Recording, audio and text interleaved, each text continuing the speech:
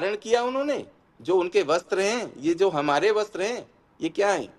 ये सत्य है, इसको धारण कर लो और एकत्व में बने रहो। यही सन्यास का मुख्य कार्य है। छोड़ करके कोई कहीं नहीं जा रहा। अभी हम आपसे बात कर रहे हैं, तो मोबाइल के माध्यम से ही तो बात हो रहा है। तो अगर हमने सब कुछ त्याग दिया होता तो हम आपसे बात कैसे करते? सही बात। या स्वामी प्रेमानंद जी भी बात कैसे करते दुनिया से? या स्वामी रामभद्राचार्य जी भी बात कैसे? आज के समय में त्याग करने वाली बात जो धारणा है वो तो सब कर रहे हैं, लेकिन सत्य को धारण कौन कर रहा है और असत्य की चर्चा कौन कर रहा है? तो यहाँ पर हमको ये लगता है कि ये चर्चा प्रभाव और स्वभाव के बीच में कुछ जगह पर प्रभाव फैलाने के लिए अपनी बातों को रखा जाता है, और उस प्रभाव के जब क्षेत्र में कोई आ जाता है तो अपने स्वभाव की, अब जैसे स्वामी प्रेमानंद जी हैं, उनका इन चीजों से कोई लेना देना तो है नहीं, लेकिन उनको केंद्र में रख करके ये सारी चर्चा चल रही है।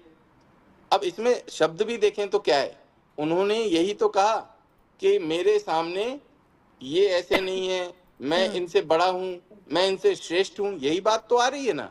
तो श्रेष्ठता बता करके नहीं की जाती, श्रेष्ठता तो श्रेष्ठता ही है, वो तो सदैव बनी ही रहेगी। कोई ऊंचा है इसलिए नहीं ऊंचा है कि दूसरा नीचा है वो इसलिए ऊंचा है, वो ऊंचा है क्योंकि वो ऊंचा है ही है। सही तो बात। विनम्र, आपके नाम में नम्रता है ना, ऐसे ही हमारे संत समाज में नम्रता की आवश्यकता है, जो कमी हो रही है। और इसमें कई बार क्या होता है कि जब जब ये व्यवहारिक जगत में रह रहे हैं ना सब लोग, तो कहीं पर मन में दूषण आ जाता है। आपने कहा ना कि संतों को तो ऐसा होना नहीं चाहिए, लेकिन हम आपको पुनः बताएं, ये देश काल परिस्थिति ऐसी है कि विदूषक प्रवेश कर जाते हैं। और देखिएगा, अंतरात्मा से तो स्वामी रामभद्राचार्य जी भी इस विषय में यही सोच रहे होंगे कि मैं ऐसा सोच करके तो ये बोलना नहीं चाहता था, लेकिन ऐसा हो गया ये विषय। अब वो बड़े बड़े पद पर हैं, तो वो ऐसे सार्वजनिक रूप से ऐसे क्षमा तो नहीं मांगेंगे। ये सब आप प्रैक्टिकल बातें हैं जो आप लोग समझिए।